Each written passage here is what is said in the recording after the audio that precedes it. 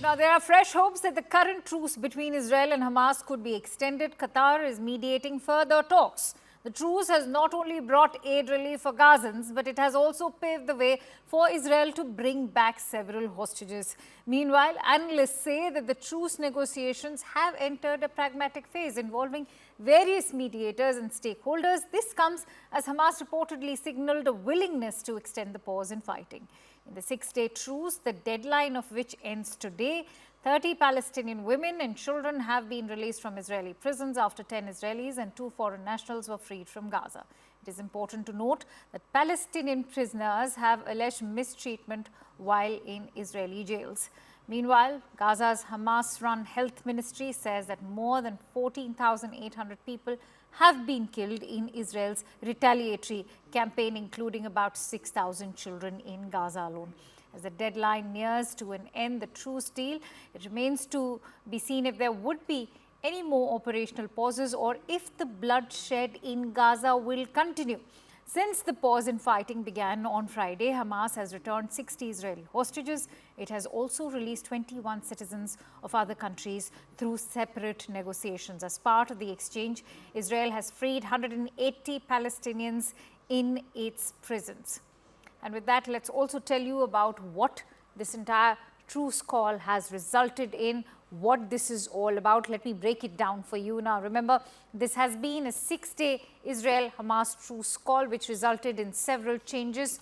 And this 6-day Israel-Hamas truce call has resulted in several changes to the war. The international mediators are continuing to broker extension of the truce. This, of course, mediation is being done by US, Qatar and Egypt as well. A total of 81 hostages have been released in 6 days of the truce in exchange for Palestinian prisoners. Remember, 180 Palestinian prisoners have been freed from these Israeli jails as of now. The ceasefire allows over 800 trucks of aid.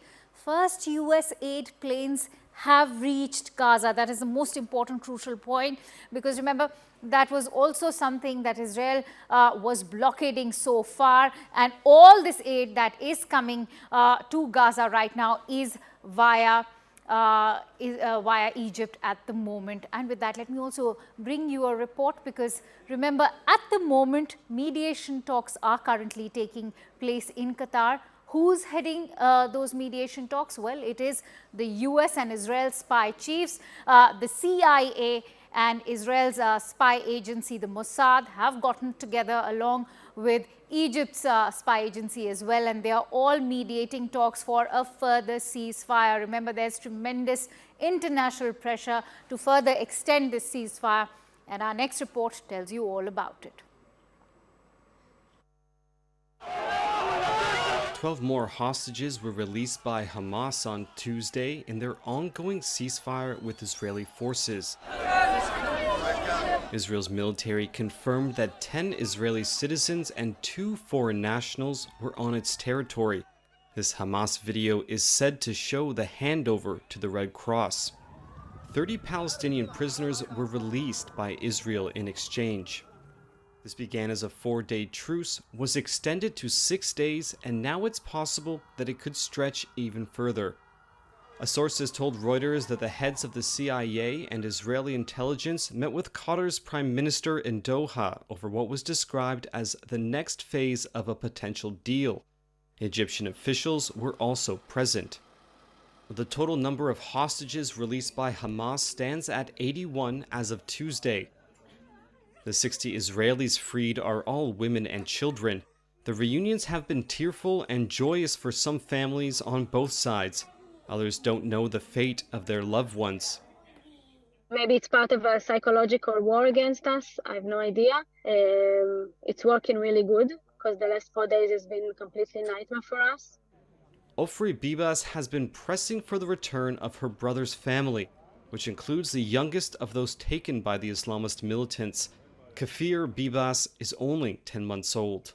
My only brother was kidnapped with his entire family from their home in New Oz on the 7th. His wife Shiri and 2 boys. Today, not today. The reason we are talking to you today is because tomorrow is the last day of the current ceasefire and the current deal that Israeli have for releasing hostages. And they are still not they still haven't been released. Israel has said it's open to continuing the extended ceasefire further if Hamas continues to release at least 10 hostages per day. But with dwindling numbers of women and children in captivity, extending it beyond Wednesday may require Hamas to release some male hostages for the first time. But remember, for most of those Gazans who are making it back to Gaza as they've been freed from those Israeli prisons, it's been a teary comeback, because not only have they returned to Gaza that has now been reduced to rubble, but it has also been met with some extremely tragic ends, because here's also a report of a Gazan man coming back to bury his family he lost while the war was on and he was in prison.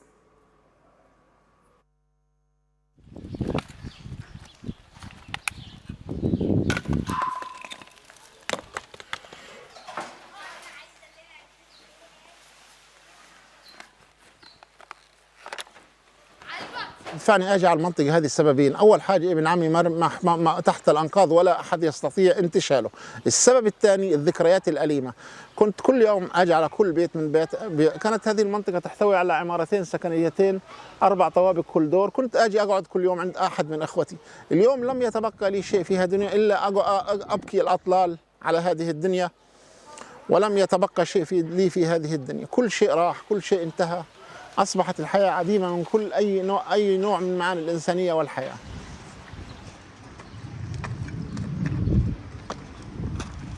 الهدنة هي رفع كل جميع الركام والبحث عن المفقودين جميعا ودفنهم، لأن إكرام الميت في الحياة هو دفنه.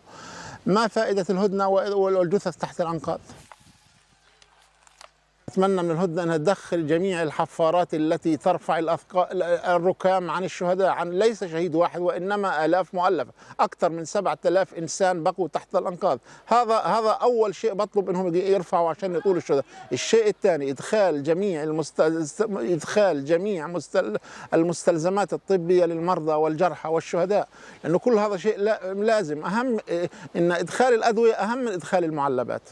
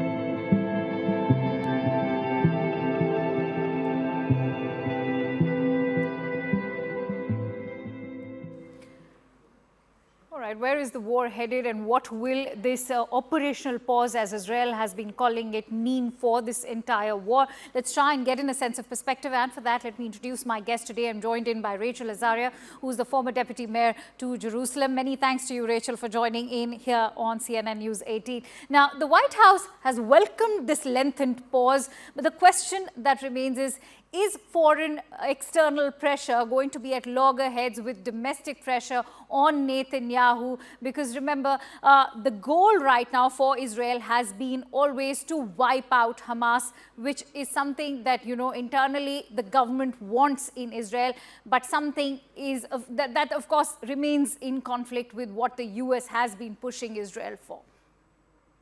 So first of all, thank you for having me. I don't think the question is about the internal pressure, because people in Israel, for the first time in many, many years, are very, very united regarding what Israel has to do. People are not going to just accept the situation that Hamas will continue controlling the Gaza Strip. It's just it's a deal breaker. That won't happen. People will not be willing to live again when just hundreds of meters next to their home, or hundreds of feet next to their Right. home, you have Hamas militants that are trying to come back and murder them all. This is just something that we're not going to be willing to But the do. challenge, Rachel, for Israel remains that diplomatic tightrope walking when it comes to external international pressure from countries, especially like the United States.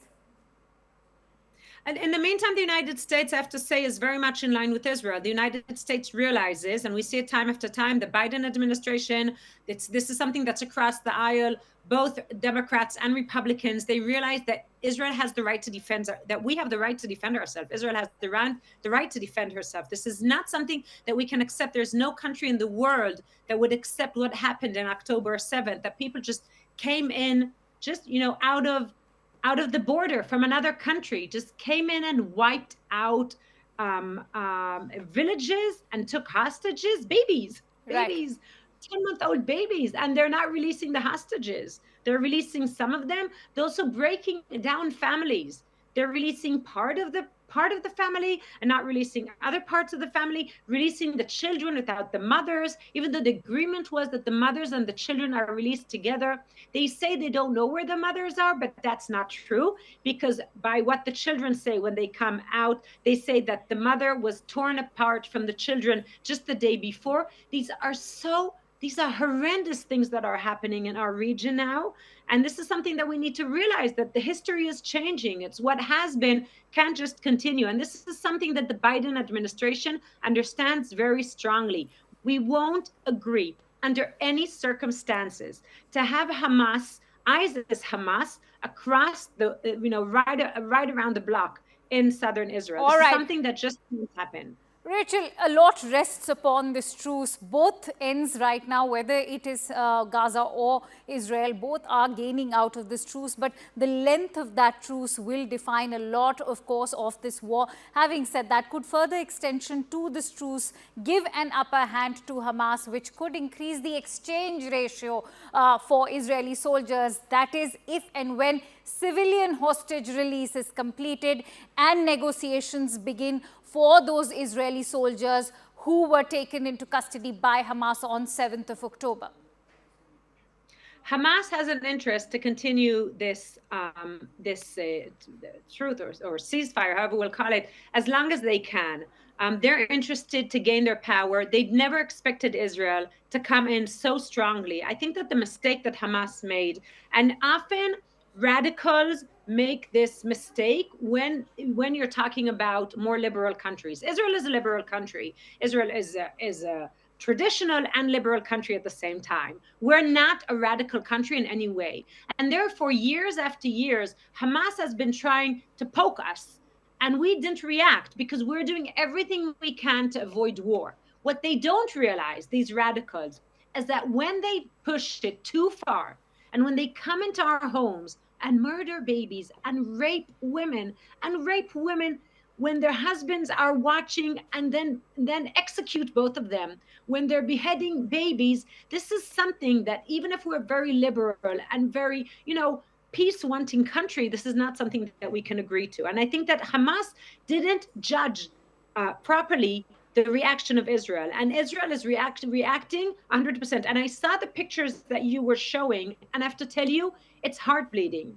It is so, I'm so sorry to see those pictures. And that old man that was talking there, I want to send him a message and tell him we need to join forces against ISIS Hamas. No one in the world deserves to be a neighbor of ISIS Hamas or to be governed by ISIS Hamas. What is your reaction, Rachel? What is your reaction when you hear the international community, especially voices from the United Nations or even the WHO, sort of highlighting the plight of the Gazans, of the women there in Gaza, of all those babies who've been left orphaned in those hospitals, and the extent to which Gaza has witnessed that kind of destruction? Who is responsible? Is Hamas alone responsible for a destruction that scale?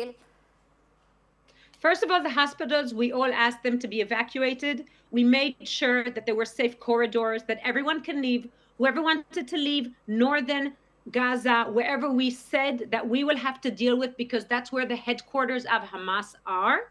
We told everyone to leave. We gave 2 weeks to leave. And whenever anyone wants to leave, we make sure there are safe corridors. And ISIS, Hamas, unfortunately, they weren't letting people leave for 2 weeks. Only when ISIS, Hamas started being weaker and they couldn't decide anymore for everyone, only then did people start going. Fair enough. That's one way of looking at how the bloodshed has. Hold on. The second part regarding hospitals and what you're saying, ISIS Hamas makes its choice to build their headquarters under hospitals. That's what they do. And you have to understand, and I think we all realize that the people that live in Gaza, they live under dictatorship of ISIS Hamas.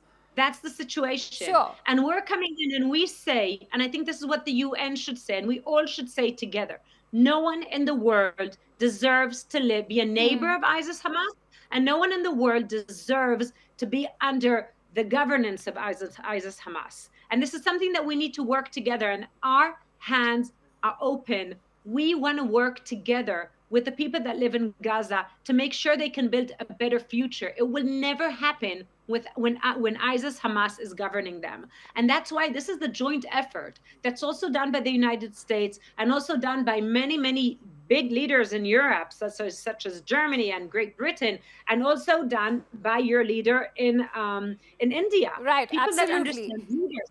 And it's a decades-old fight, something that cannot find solutions overnight. But I completely agree with the point which you were making about joining forces. And when we talk about that, we've also seen a sort of parallel propaganda war take place, where we've also seen a lot of sympathy going in favor of Hamas, which should not be the case, which is why I want to know from you, now that Palestinian prisoners are being released, how do you see the impact of that Palestinian prisoner release on the popularity of Hamas in the Israeli-occupied West Bank, where many of these freed Palestinians are now returning? Could this further sort of fuel the ongoing conflict in West Bank?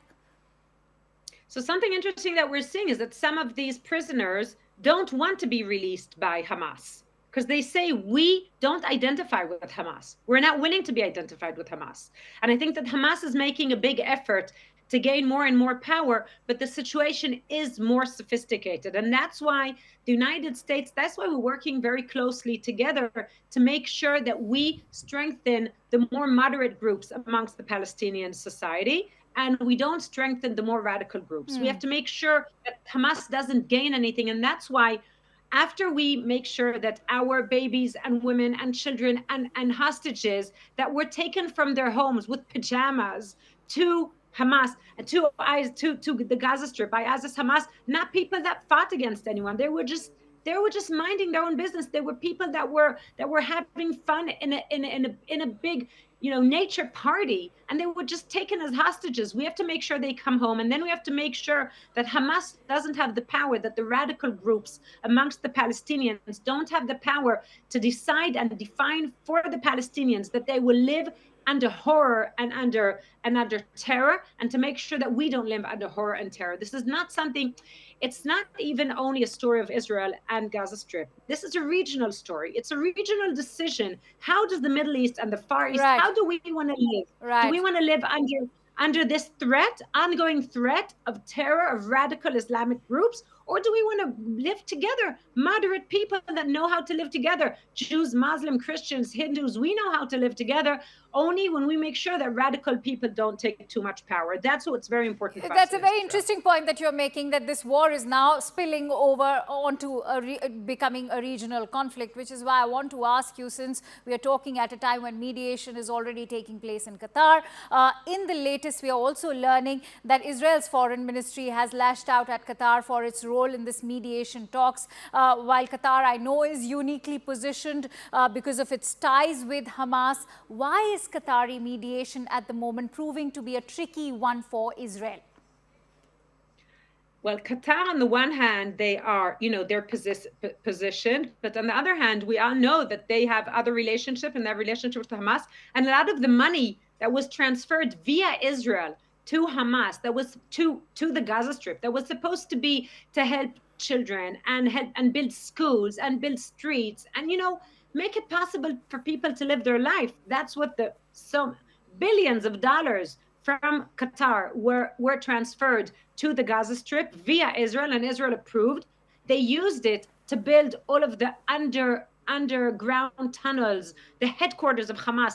That money was used to buy ammunition, to buy guns, to buy rockets, to do everything to make our life miserable. So Qatar, on the one hand, they're helping in this negotiation because they're probably one of the only groups that has a way to talk with Hamas. But at the same time, it is more sophisticated. But I do want to tell you that we've seen over the past few days that a few times we have agreed something with Qatar and with Doha at Qatar. And at the same time, Hamas suddenly started doing monkey business. We won't release these people. We will release these people. We're not that. And at this point, Qatar told them, listen, we can't do this. You have to find a way. So the problem with Hamas, and that's something that we see time after time, is that it's very hard when they say something, it's very hard to believe them. They keep playing games. They keep looking for, leeways out of the agreement that we had. So we work with Qatar, but at the same time working very, very strongly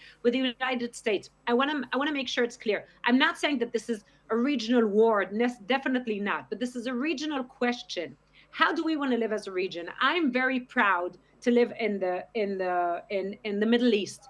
I think the Middle East and the Far East, this is where civilization started. We are very proud to be part of this area of on our planet. And at the same time, we need to make sure that we can live here in peace and quiet. Right. This is the land that we have. We want to live here together, and we've done it for thousands of years. This is a moment that we need to decide that we're not going to agree that the more radical groups will decide for us. And what Hamas is trying to do is trying to push us towards that. What Iran is trying to do, what the Houthis are trying to do in Yemen, what Hezbollah is trying to do. This is a group that has joined forces together to bring very radical voices into the Middle East and the Far East. And this is something that we simply can't agree to. I think we'll have to leave it at that. One can only hope that this truce only results in further release of those hostages and the Israeli soldiers as well. Many thanks to you, Rachel Azaria, for joining in on this discussion. I'll just say thank you. And that we make sure that we can all live here in peace, and not just that the people that were kidnapped would be released. And the bloodshed in Gaza also comes to an end. With that silent prayer, I bring this discussion to an end. Many thanks to you, Rachel Azaria, for joining in with your precious insights. It was a pleasure having you. Now, at the same time, important to highlight the extent of destruction that's been taking place because of the Israel-Palestine war, which is now close to completing 2 months of intense fighting, relentless bombings, and miles of destruction along the Gaza Strip.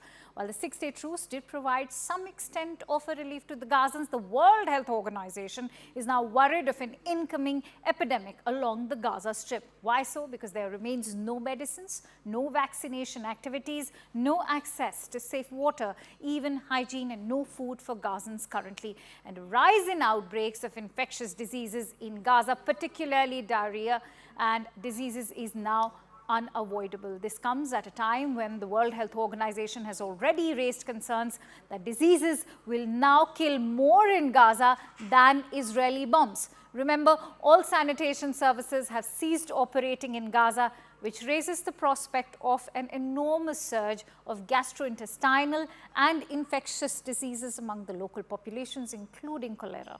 For Gaza's 2.3 million residents, half of whom are children, finding drinkable water has become close to impossible. While the truce has given some respite to Gazans, the world is now asking whether a 6-day truce is enough for what is coming.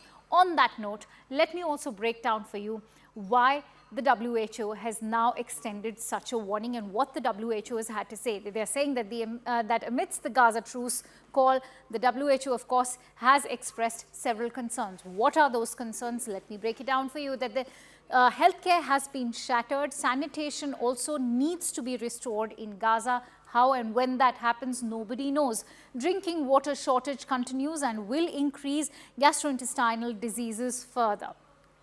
There is, of course, also a rise of major outbreaks that includes cholera and diarrhea as well.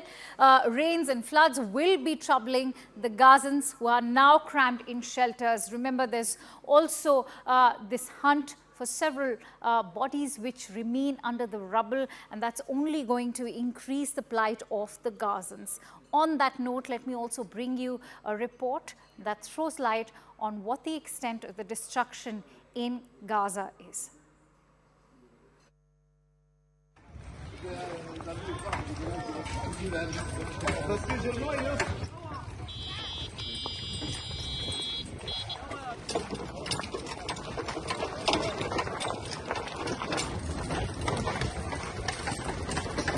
للأسف الشديد دورنا مدمرات ومقصفات والوضع يعني للأسف الشديد الحياة المعيشية صعبة، والحمد لله يعني نقول الحمد لله والشكر لله.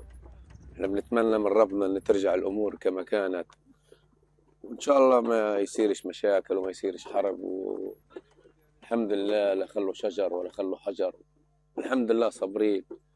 بالنسبة للمواصلات من خزاعة لخان يونس عشان ننزح على المدارس احنا بنتغلب، يعني بنطلع كرات، وللأسف الشديد يعني ما بنقعد بالثلاث ساعات أو بالأربع ساعات لما نوصل خان يونس.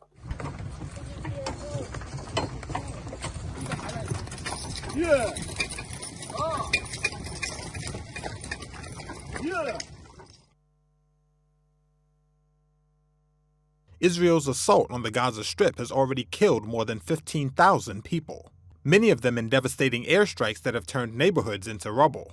But the World Health Organization warns that even more people could die from disease than from bombs if the besieged enclave's health system is not repaired. No medicines, no vaccination activities, no access to safe water and hygiene, and no food.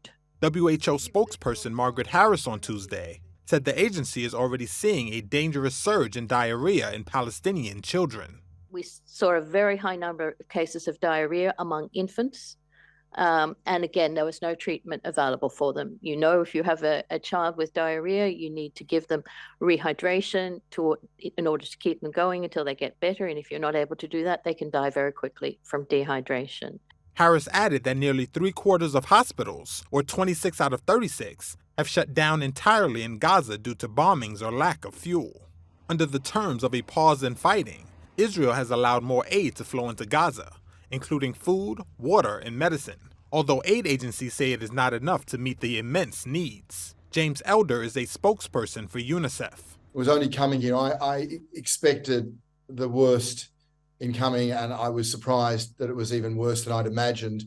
Hospitals for children, hospitals full stop, are war zones. I see children with horrendous wounds of war in car parks, on makeshift mattresses, in gardens, everywhere. Doctors having to make horrendous decisions on, who they prioritize.